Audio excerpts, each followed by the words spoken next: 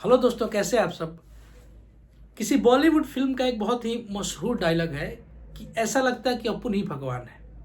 दरअसल ये बात इस समय फिट बैठ रही है अमेरिका के नए राष्ट्रपति डोनाल्ड ट्रंप पे। डोनाल्ड ट्रंप जब से राष्ट्रपति बने हैं तब से उनमें नार्सिसिज्म का एक ऐसा भाव आया है कि उनको ये फील होने लगा कि सचमुच अपन ही भगवान है।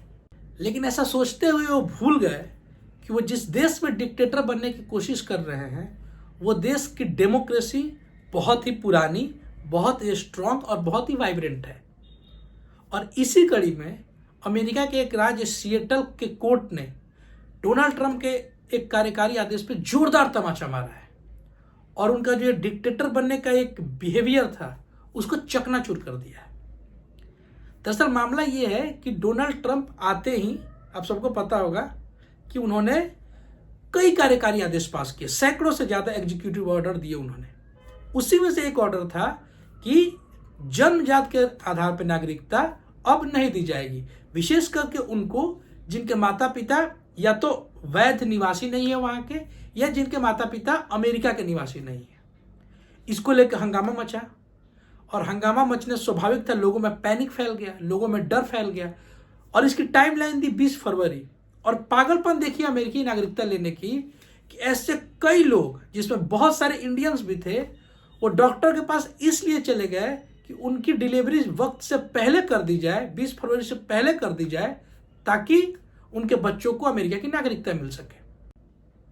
हालांकि इन लोगों को अब ज्यादा टेंशन लेने की आवश्यकता नहीं है क्योंकि डेमोक्रेटिक पार्टी के नेतृत्व वाले 4 राज्य वाशिंगटन, एरिजोना, इलियोस और ओरेगन ने सिएटल कोर्ट में ये केस फाइल किया कि ये जो फैसला है वो अनडेमोक्रेटिक है और उसका परीक्षण किया जाए। इस पर सिएटल कोर्ट के जो जज है कुफेनोर, उन्होंने उस संज्ञान लिया और 2 घंटे के अंदर उन्होंने इस पूरे केस को खारिज कर दिया और इसको असंवैधानिक घोषित कर दिया। इस केस पे उनकी जो टिप्पणी है वो बेहद महत्वपूर्ण है। उन्होंने डोनाल्ड ट्रंप के पक्ष के वकील थे, उनसे बोला कि मैं 40 वर्षों से ज्यादा जज के रूप में काम कर चुका हूं और इतना स्पष्ट रूप से कोई केस मैंने नहीं देखा जो संविधान का वायलेट करता हो, संविधान का वायलेशन करता हो। ऐसे में उन्होंने वकील से हंसते हुए पूछा कि आपने ये कैसे डिसाइड किया कि आप इस मसले को डिफेंड करेंगे। ये ग्रॉस वायलेशन करता है अमेरिकी कॉन्स्टिट्यूशन का, विशेषकर से अमेरिका में जो 14वां संविधान संशोधन हुआ उसको बहुत ज्यादा वायलेट कर। दरअसल अमेरिका का जो 14वां संविधान संशोधन है वो हर उस बच्चे को अमेरिकी नागरिकता लेने का अधिकार देता है जिसका जन्म अमेरिका में हुआ हो, चाहे उसके माता पिता वैध हो या उसके माता पिता की नागरिकता अमेरिकी हो या नहीं हो। उसी को लेकर के ट्रंप का यह कार्यकारी आदेश था। दरअसल इससे जुड़ा इतिहास ये है कि 1857 में अमेरिकी सुप्रीम कोर्ट में एक केस हुआ जिसको ट्रेड स्कॉट केस भी कहा जाता है। उसमें सुप्रीम कोर्ट ने यह फैसला दिया कि अमेरिका का जो संविधान है वो यहाँ गुलाम जो लोग हैं, गुलाम बना के लाए गए हैं, जो काले लोग हैं, जो अफ्रीकी लोग हैं, उन पे लागू नहीं होता, अर्थात उनके बच्चों को जन्म के आधार पर नागरिकता नहीं दी जा सकती। इसके बाद जो 1860 से 65 में अमेरिका में गृह युद्ध हुआ उसका एक कारण यह भी था क्योंकि लोगों में बहुत ज्यादा मतभेद बढ़ गया। खैर गृह युद्ध समाप्त हुआ और 1868 में वहां की सरकार ने यह फैसला लिया कि हमें इसको लेकर के कानून बनाना चाहिए और तब वहां की सरकार ने अपने संविधान में 14वां संशोधन किया और उसमें यह साफ तौर पर लिख दिया कि हर वो व्यक्ति जिसका बच्चा अमेरिका में जन्म लेगा, चाहे वो अमेरिकी हो या ना हो, वैध हो या अवैध हो, वो सब अमेरिका के नागरिक माने जाएंगे। तब से अमेरिका में ये कानून है और वो आज तक नहीं बदला। 150 साल से ज्यादा हो गया कि अमेरिका में अगर किसी का बच्चा जन्म लेता है तो वो अमेरिका की नागरिकता लेने का हकदार रहेगा।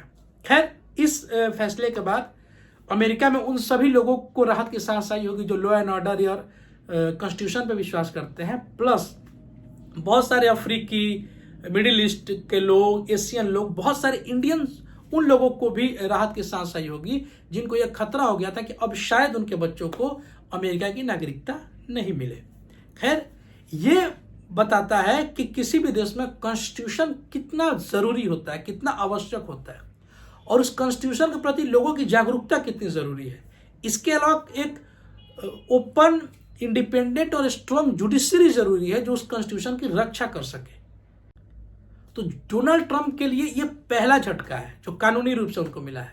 अभी और ऐसे कई केसेस आएंगे जहां डोनाल्ड ट्रंप को यह फेस करना पड़ेगा कि वो कानून और जो वहाँ का कॉन्स्टिट्यूशन है उससे ऊपर नहीं है, बल्कि उसके अंतर्गत ही उनको काम करना पड़ेगा, वरना जुडिशरी वहाँ पे बार बार उनको ये थप्पड़ मारती रहेगी कि आप कितने भी बड़े मार्जिन से जीत जाए, लेकिन आप कॉन्स्टिट्यूशन और वहाँ का जो रूल एंड लॉ है उससे ऊपर नहीं उठ सकते, उसके अंतर्गत ही आपको काम करना पड़ेगा। ये डेमोक्रेसी है, कोई डिक्टेटरशिप नहीं है और डिक्टेटरशिप हो भी नहीं सकता। ये इंपॉर्टेंस होता है किसी भी देश में कॉन्स्टिट्यूशन का। खैर, तो ये पूरा मामला था, सोचा आपके साथ शेयर करूं। अपना ख्याल रखिए, शुक्रिया।